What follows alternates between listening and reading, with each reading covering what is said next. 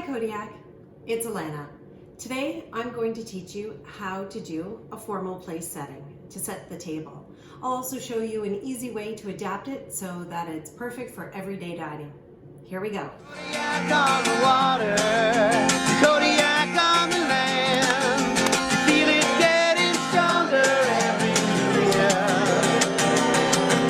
year. All right, so first thing we're going to do is, in my house, we use placemats. So I just put the placemat on the table and make sure it's not too far away so that it catches any food that might fall down from people eating. And it's also not right at the edge of the table and falling off. Then I'm going to put my plate in the middle of the placemat so that it doesn't have to be perfect, but it should be around the middle. Then I'm going to take my big fork. And this big fork is going to go on the left-hand side of the plate, just there. Then, if we're doing a fancy sitting, then I take my salad fork and I place it right next to the big fork. Now I'll take my knife, and my knife is going to sit just to the right of the plate. And if we're having soup, I'll put my soup spoon just next to the knife. If you want to get fancy, and if people like having coffee or tea or dessert, then your coffee, tea, or dessert spoon can go right at the top of the plate. Now, if salad is going to be served or an hors d'oeuvre, then you'll want to put your second dish just on top like that.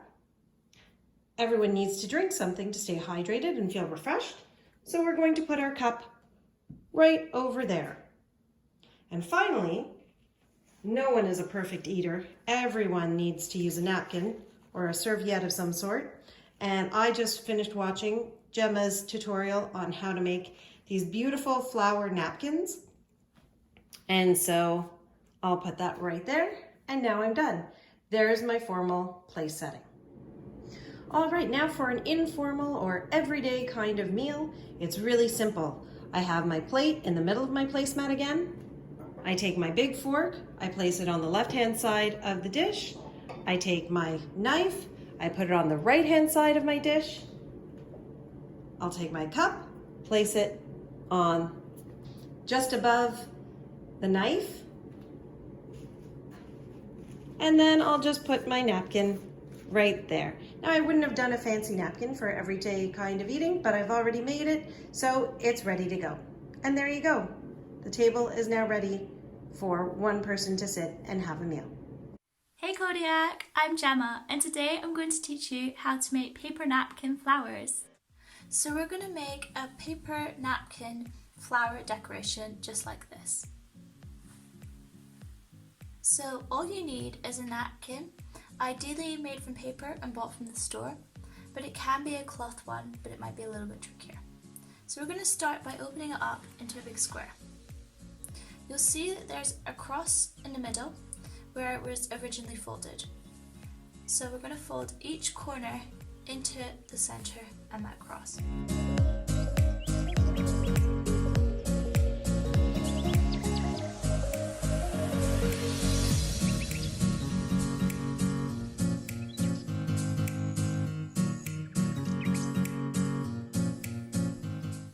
So we're going to fold each of these corners into the center again.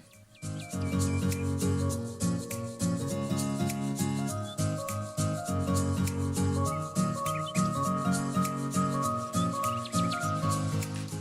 now I'm going to press down each of the folds to make sure it's nice and secure.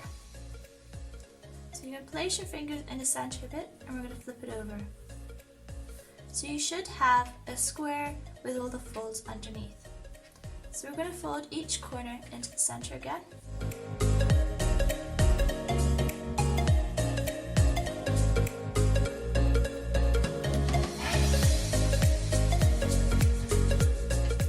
So now you should have a square with 4 triangles that pop up and have slits down the middle of them. You're going to place your fingers in the center again and we're going to flip it over. You should find that there's 4 triangular flaps. So we're going to gently pull each of these out to form the petals of our flower.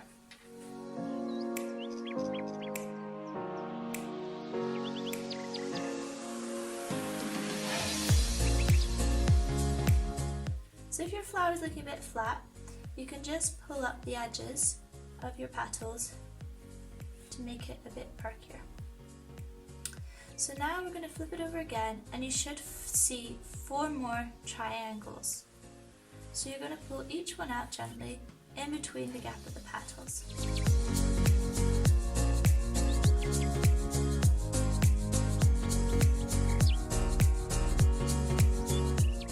So now you have a beautiful flower that you can use for your table. So you can either put your cutlery in the middle, or you could put a glass in the center, or you could just put that on the plate, and it will make your table look really nice. I hope you enjoyed. What's that?